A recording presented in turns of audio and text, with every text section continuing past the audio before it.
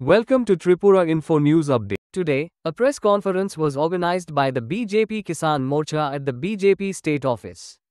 Listen to what the leaders shared during the conference. বন্দে মাতরম, ভারত মাতা কি জয়। উপস্থিত সকল সাংবাদিক গণকে আমার নমস্কার। বিকশিত কৃষি সংকল্প অভিযান, যার মুখ্য উদ্দেশ্য আগামী খরিফ মৌসুমে দেশে খাদ্য শস্যের উৎপাদন বৃদ্ধি করা। 29শে মে শুরু হয়ে গত 12 জুন সমস্ত ভারতবর্ষের সাথে ত্রিপুরা অন্নদাতা গণের স্বতঃস্ফূর্ত উপস্থিতিতে অত্যন্ত সাফল্যভাবে সমাপ্তি হয়েছে। ভারতের যশস্বী প্রধানমন্ত্রী অবতার পুরুষ নরেন্দ্র মোদীজির দিক নির্দেশন ও ভারতের কৃষিমন্ত্রী শিবরাজ সিং চৌহানজির নেতৃত্বে সর্বভারতে এবং আমাদের মাননীয় মুখ্যমন্ত্রী শ্রীযুক্ত মানিক সাহা মহাশয় এবং মাননীয় কৃষিমন্ত্রী শ্রীযুক্ত রতনলাল নাথ মহাশয়ের দিক নির্দেশনায় রাজ্য জুড়ে বিকশিত কৃষি সংকল্প অভিযান পরিচালিত হয়েছে। গত 19শে মে শচীন দেববর্মা কমিউনিটি হল বিশ্রামগঞ্জে এই অভিযানের শুভারম্ভ করেন আমাদের মাননীয় মুখ্যমন্ত্রী শ্রীযুক্ত মানিক সাহা মহাশয়, এবং ওই দিন মাননীয় মুখ্যমন্ত্রী, মাননীয় কৃষিমন্ত্রী সবুজ পতাকা দেখিয়ে কিষাণ রথ যাত্রার শুভ উদ্বোধন করেন। এই 24টি রথ 3টি করে প্রতিটি জেলায় ভ্রমণ করেছে এবং এই কিষাণ রথগুলোতে গত 11 বছর ধরে কৃষিতে ভারতের অভূতপূর্ণ সাফল্য এবং গত 7 বছর ধরে ত্রিপুরায় কৃষি উন্নতির গাথা তুলে ধরা হয়েছে। মোট 864টি গ্রামে কৃষক সমাবেশ ও সর্বমোট 1,72,000 কৃষককে যুক্ত করার পরিকল্পনা গ্রহণ করা হয়েছিল। সরকারি পরিসংখ্যান অনুসারে 956টি গ্রাম এই অভিযানের সাথে যুক্ত হয়েছে ও 873টি কৃষক বার্তালাপ সভা করা হয়েছে এবং বার্তালাপ সভায় উপস্থিত ছিলেন 1,95,263 জন কৃষক ভাই বোন, যা আমাদের লক্ষ্যমাত্রার চেয়ে বেশি। প্রকৃতপক্ষে এই সমাবেশগুলোতে উপস্থিত ছিলেন 3 লক্ষেরও বেশি কৃষক। একটি বিজ্ঞানী দল প্রতিদিন 3টি করে সভা করেছেন এবং প্রতিটি সভা ছিল 2 ঘন্টা, তাই উপস্থিত সকল কৃষকের নাম নথিভুক্ত করা সম্ভব ছিল না। এই সমাবেশগুলো ছিল বিজ্ঞানী ও কৃষকদের মধ্যে সরাসরি বার্তালাপ। 8টি জেলায় 3টি করে কৃষি বিজ্ঞানী দল প্রতিদিন 24টি করে মত বিনিময় সভা করেছেন এবং প্রতি জেলায় 108টি করে সভার পরিকল্পনা রাখা হয়েছিল। অত্যন্ত দুর্যোগপূর্ণ আবহাওয়ার মধ্যে 12 দিন ব্যাপী এই মত বিনিময় সভাগুলো হয়েছে। বরিষ্ঠ আধিকারিক, ICAR এর বিজ্ঞানীগণ, কৃষি বিজ্ঞান কেন্দ্রের বিজ্ঞানী ও বিশেষজ্ঞগণ এই অভিযানের সাথে যুক্ত ছিলেন। বিজেপি রাজ্য সভাপতি তথা মাননীয় সাংসদ শ্রীযুক্ত রাজীব ভট্টাচার্য মহাশয়ের নির্দেশক্রমে বিজেপি কিষাণ মোর্চা রাজ্য, জেলা এবং মণ্ডলের সমস্ত কার্যকর্তাগণকে নিয়ে এই বিকশিত কৃষি সংকল্প অভিযানের সাফল্যমণ্ডিত করার লক্ষ্যে রাজ্যব্যাপী প্রয়াস চালিয়ে গেছে। এই অভিযানে মুখ্যমন্ত্রী থেকে শুরু করে রাজ্যের প্রত্যেক মন্ত্রী এক বা একাধিক সভায় উপস্থিত ছিলেন। বিধায়ক, বিধায়িকা, MDC, জেলা পরিষদের সভাপতিগণ, জেলা পরিষদের মেম্বারগণ, পঞ্চায়েত সমিতির চেয়ারম্যান, ভাইস চেয়ারম্যান, গ্রাম প্রধান সহ প্রায় সকল জনপ্রতিনিধি সামিল হয়েছে। মাননীয় সাংসদ শ্রীযুক্ত রাজীব ভট্টাচার্য মহাশয় ওনার ব্যস্ততম কর্মসূচির মধ্যেও 3টি মত বিনিময় সভায় উপস্থিত ছিলেন। উপস্থিত কৃষি বিজ্ঞানীগণকে সামনে রেখে তিনি কৃষকদের সাথে মত বিনিময় করেছেন। গত 7 বছরে ত্রিপুরা কৃষি ক্ষেত্রে অভূতপূর্ব সাফল্য অর্জন করেছে। আমাদের রাজ্য খাদ্য উৎপাদনে স্বনির্ভরতার পথে এগিয়ে যাচ্ছে। এরই মধ্যে সিপাহীজলা, দক্ষিণ ত্রিপুরা জেলা, গোমতী জেলা খাদ্য উৎপাদনে স্বনির্ভর হয়ে গেছে।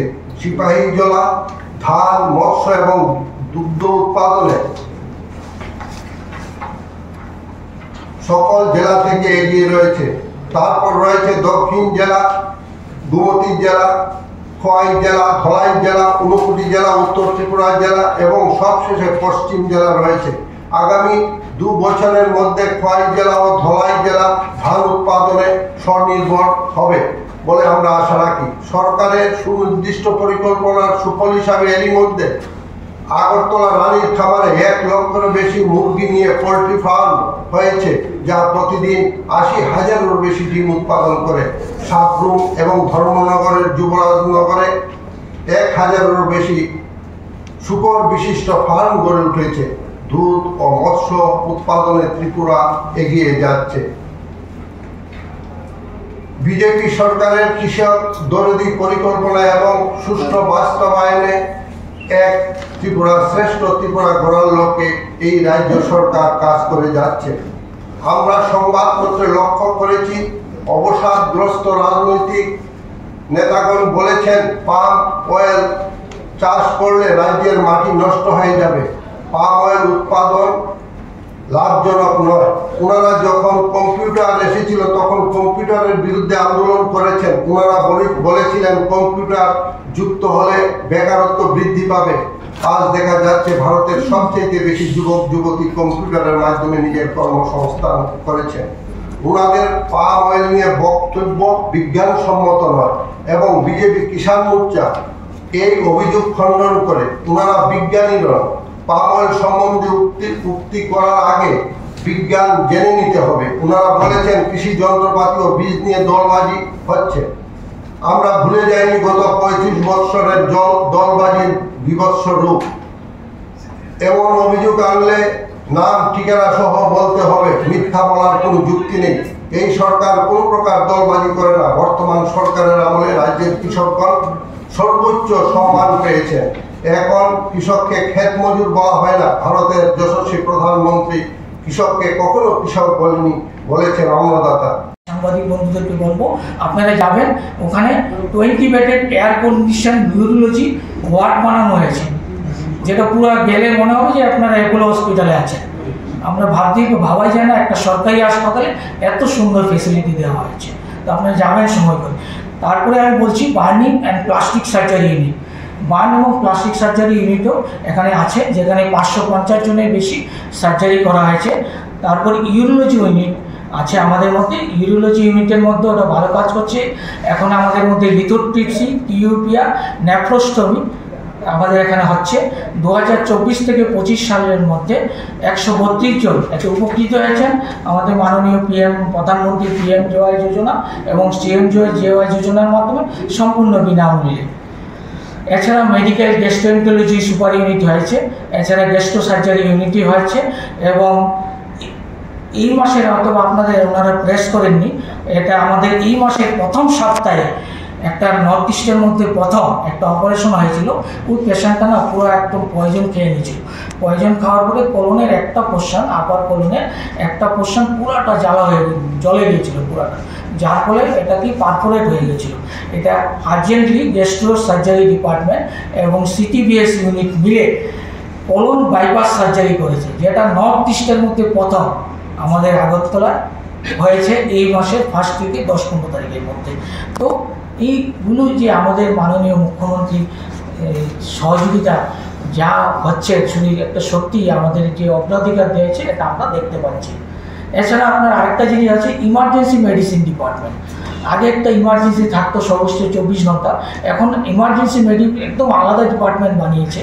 28শে জুলাই 2022 থেকে শুরু হয়েছে। তারপর ওখান থেকে ওখানে ইমার্জেন্সি হিসাবে আপনারা যখনই যাবেন, পেশেন্টের সাথে সাথে ICU পাওয়া যায় না, এই জন্য ইমার্জেন্সি ডিপার্টমেন্টে 14টা বেডের ICU খোলা হয়েছে। রেড, ইয়েলো, গ্রিন জোনে পেশেন্টকে ডিভাইডেড করা হয়। ওই ক্ষেত্রেও যদি কোনো ইমার্জেন্সি হয় 24 ঘন্টা আমরা ওইটা যেতে পারি।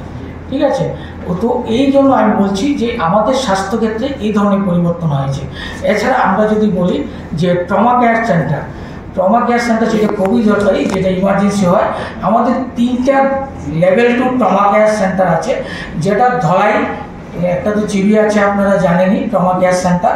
এছাড়া ধলাই ডিস্ট্রিক্ট হসপিটাল কুলাইতে হয়েছে, গোমতী ডিস্ট্রিক্ট হসপিটাল উদয়পুরে আছে, সাউথ ডিস্ট্রিক্ট হসপিটাল শান্তির বাজার রয়েছে, লেভেল 2 আছে, এবং নর্থ ডিস্ট্রিক্ট হসপিটাল যেটা খোলার অপেক্ষায় আছে। ঠিক আছে। এছাড়া আমাদের সাথে Atal Bihari regional cancer hospital আছে।